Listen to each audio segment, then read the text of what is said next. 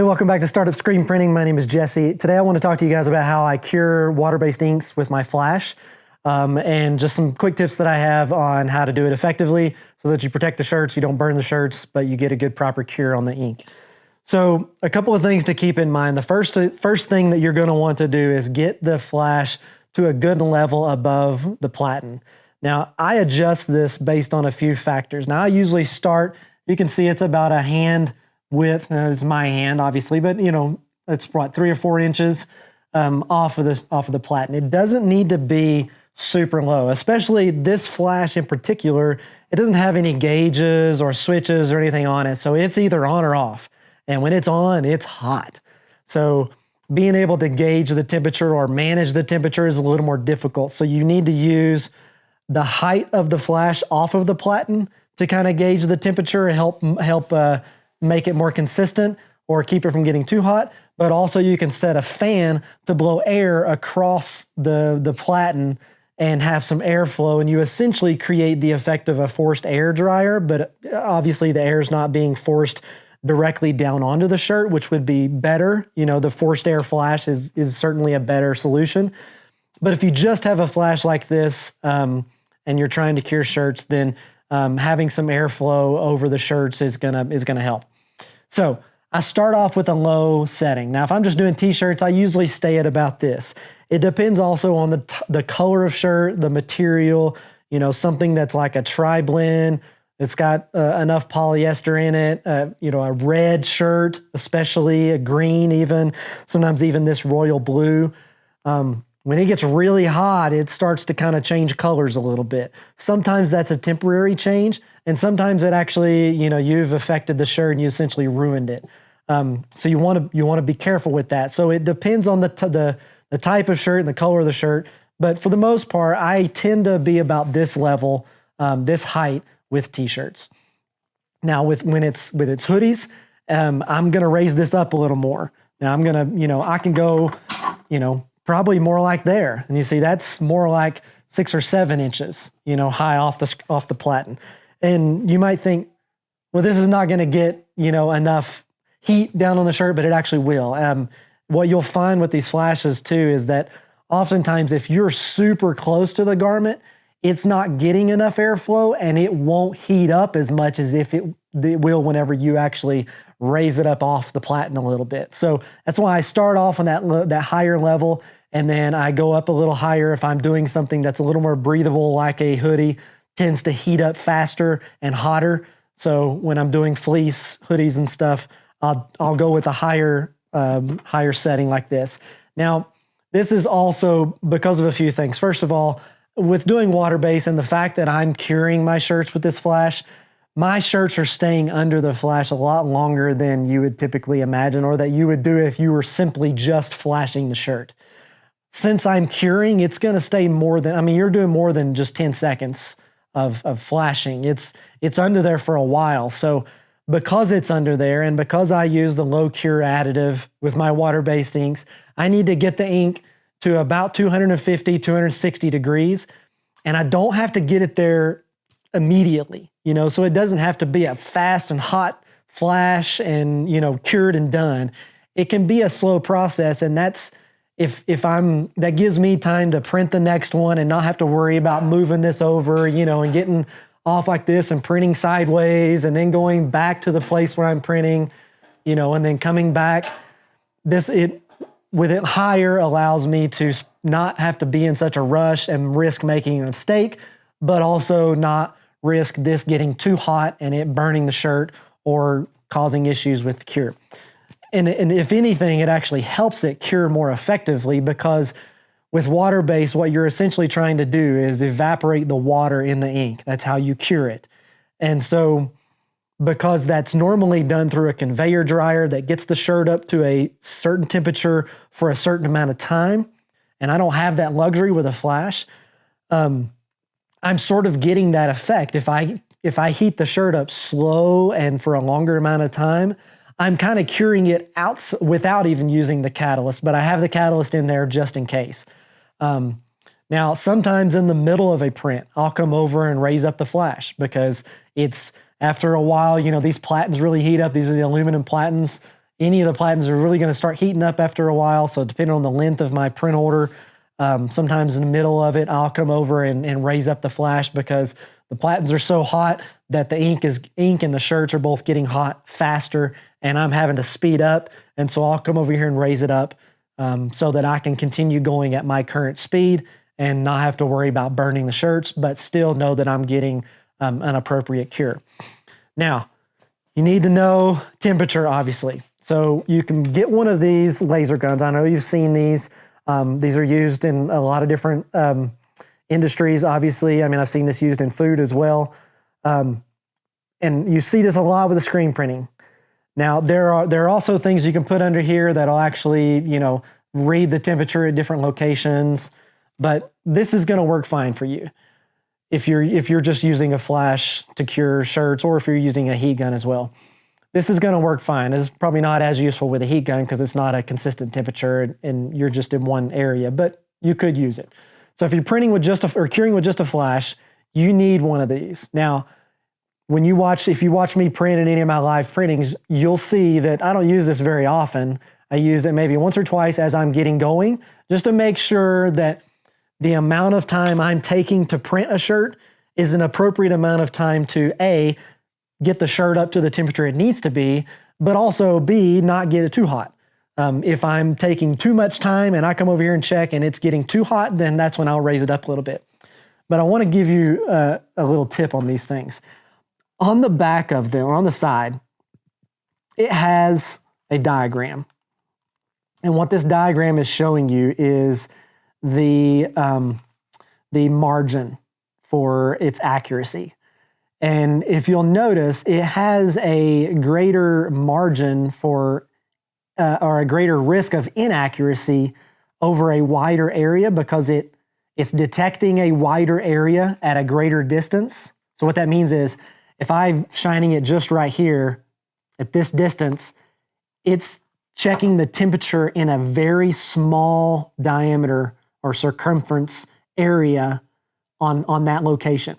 Now, if I come back like this and I'm checking the temperature of it, now that area is much bigger. It's like this. And so why that's something to keep in mind with printing is if you're shining that on a specific area on a shirt, and like, let's say I'm trying to hit, the letters here. If I'm trying to get to that ink and I'm way back here, it's actually telling me a average temperature of a larger area.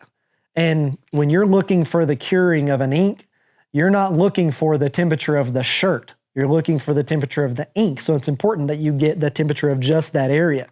I say all that to say, when you can, it's best to get as close as possible to the garment when you're checking the temperature. Don't just stand back here and or from the other side and lean over and do like this. I mean, it's best if you can get over and actually stick it under there. Now watch yourself, you're gonna burn, but stick it under there and get as close as you can to the area that you're trying to check the temperature. It's gonna give you the most accurate reading. Now, this stuff heats up quick, so you might be talking about the difference in 5 or 10 degrees, and if you're 20 degrees above where you need to be already, then you probably don't need to worry about it. But I always keep that in mind. I try to get as close as I can. That way I'm getting the most precise location with the most accurate reading for the temperature. So, all right.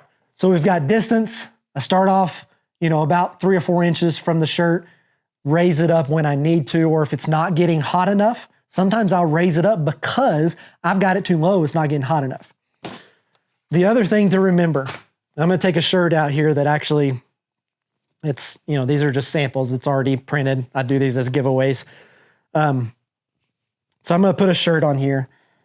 If I've got a shirt loaded and I've just printed this and the platen's not super sticky, but it's sticky enough.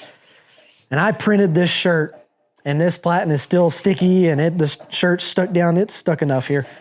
And I flip this around underneath the flash. If I let this sit, it's going to heat slower and it's probably not going to get to full temperature because it's stuck down to the platen. Now, if you're just doing a flash and you're in between, you're not ready to actually do the final cure, this is great.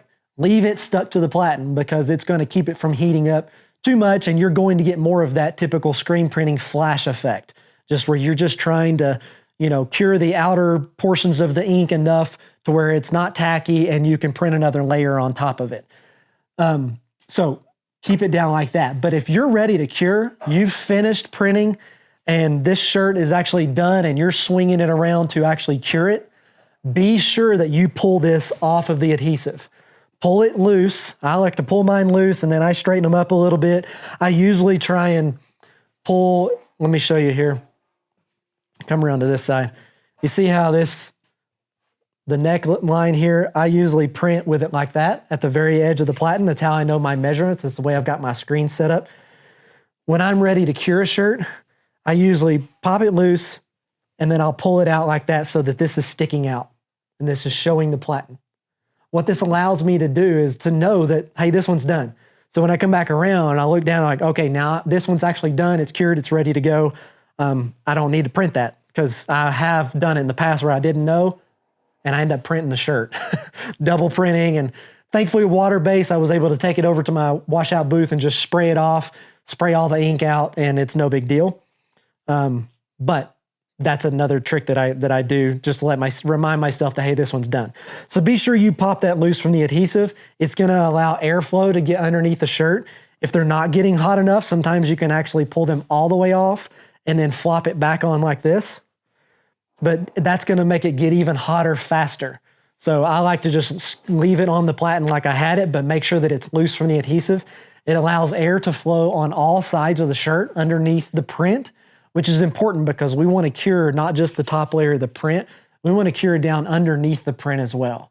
So be sure you pop that loose and don't try and cure the shirt with it still stuck down to the platen because you're going to have a harder time curing and you're going to risk burning the shirt. And even if you do cure, you're going to risk it just curing the top layer of the ink and not actually being a full thorough curing throughout the entire ink layer. So do that as well.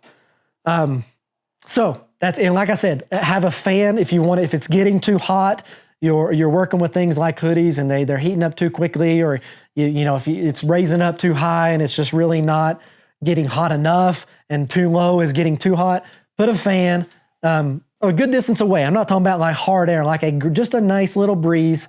The fan's probably 10 or 20 feet away from my flash whenever I'm doing this. And so get it a good distance away, but at this level, and let it blow air right across so that you've got some airflow and movement, and that will allow things to heat up, but not too fast. And that'll keep you from scorching your shirts if you're having trouble with them getting too hot too fast, or not if this is too high and it's not getting hot at all. So give that a shot as well. So that's how I cure with a flash. Let me know if you have any other questions about that. If you've tried that and any of that's not worked for you, or you've had other issues that have happened when you're trying to cure, if you're using a flash to cure, if you don't want to risk things getting too hot and you also have a heat press and you want to just do a standard flashing, just a quick flash of your apparel and then take it off and put it over on the heat press and get it up to the temperature, you can do that. That's a great way to make sure for certain that ink gets properly cured all the way through. If I've done that in the past when I've had a print that's larger than my flash. It's just a 16 by 16 flash. So if I have a print area that gets a little larger than that, or hard time curing out on the edges, and we check that temperature, you want to check the entire area of the print, not just the middle. The middle's going to get the hottest. You want to check every area like that and make sure that it's all curing. But if you want to hop over to a heat press and finish it off, that's a great way to do that. And actually, one last tip. I'll show you another thing that I've done a lot. Let's pull this back around here. So I'm ready to cure this shirt, right? I've got this, let's say it's on here. I've pulled it loose. But let's say this print area is really big and I'm having a hard time getting the outer edges of the print to get to the temperature that it needs to get to, that 250, 260 degrees. One thing you can do that I've done many times in the past on big prints like this or like that is just pile up the edges of the shirt a little bit. essentially creating kind of an air dam or a well of sorts. So, now the shirt's kind of piled up on the edges and this kind of tucked under itself. And so you're creating kind of this basin, and that hot air is going to get in here and it's not going to escape as quickly. It's going to kind of build up, and that's going to help the edges of your print really get to the temperature it needs to be. This has saved me many, many times I've got a couple of customers that always do super large prints, and I do this with their orders every single time. And it has saved me because it allows the entire print to actually get to the temperature it needs to. Whereas if I pop the shirt down like this, I have a terrible time getting the outer edges to actually cure. So another tip for you to do that. So that's it. Let me know what you think. Let me know what other questions you might have. I'm still trying to bring as many of these water-based printing videos to you guys as possible. I am still working on the podcast. I'm going to launch that very soon, hopefully within the next several days, actually. And we'll be talking about more business-related and getting started, and just topics that don't require the equipment and the visual demonstration type things. So let me know what other questions you might have. Love hearing from you guys. Love the comments. Thank you for all the support. Be sure you're following me on Instagram if you're not already. And if you're not subscribed to this channel, please do so. And give me a like. It just helps kind of spread the word so that I can help more people. That's my goal here. Help as many printers as possible be successful in their business or in their hobby, whatever you're going after this for. So until next time, we'll see you in the next video.